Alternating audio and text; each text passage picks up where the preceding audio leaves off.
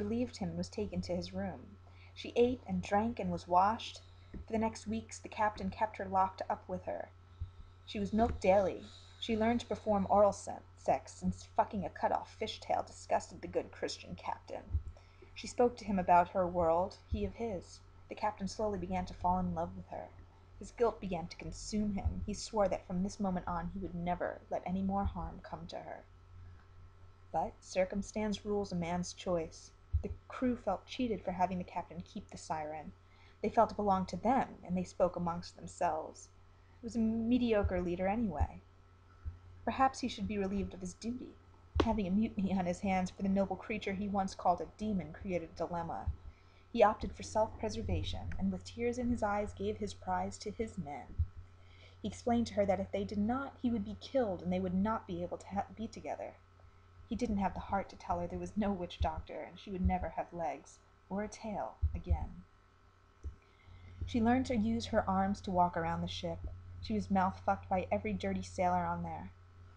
Someone pulled out her teeth in order to give them more pleasure, and also to remove the possibility of being bitten.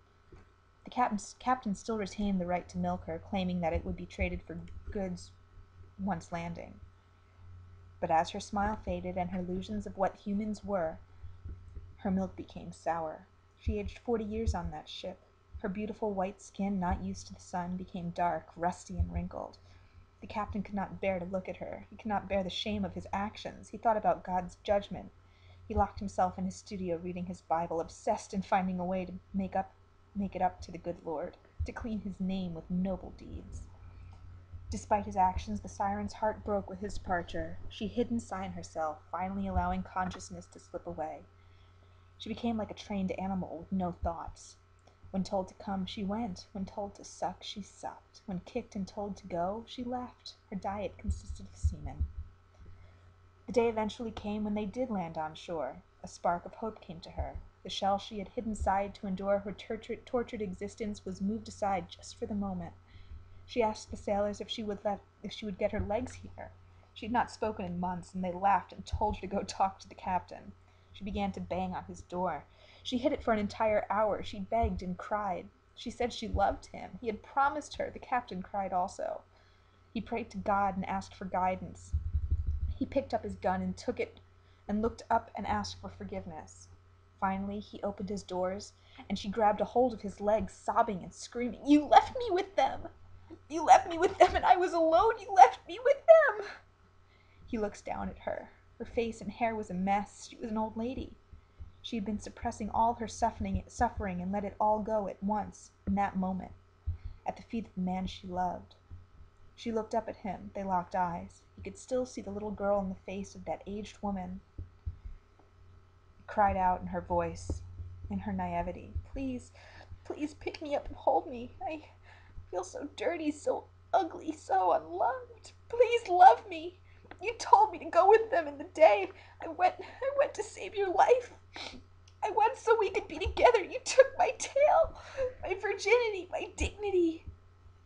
Please, please don't tell me it's been in vain. Love me. Love me." The princess sees the tears coming from his eyes. She had never seen him cry before. This was not the proud captain she had observed the day she was captured, the one she dreamed of every day, in and out, and the sailors raping her toothless mouth. He lifts up his hand, and she notices a strange metallic object in it. "Please forgive me," he says. He puts it on her forehead, his hand shaking. "God, please give me the strength," he shouts. He looks down at her one last time. "Love?" she whispers. He gives one loud shout of frustration and puts the gun to his own head and pulls the trigger. The loud thunder frightens her. She looks up and sees the captain on the floor, a pool of blood growing wide. Shaking like a dog, she crawls to him. There's a gaping hole in his head, but his face is intact. "Oh, no! No, no, no! No, what did you do?" She begins to pick up the pieces of brain and skull around her and try to put them back together. She realizes it's useless and begins to sob. She holds his face and sings to him.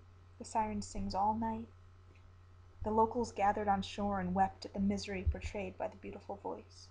She sang for her broken dreams, her lost beauty, unseen family. promised children, she sang for the lost ones she loved more than herself. This has been The Little Mermaid in Sick and Wrong Storytelling. We hope you've enjoyed. Don't forget to subscribe to the Sick and Wrong podcast and give Dee and Lance a 5-star rating. The true masters of the craft. Keep it sick, keep it wrong.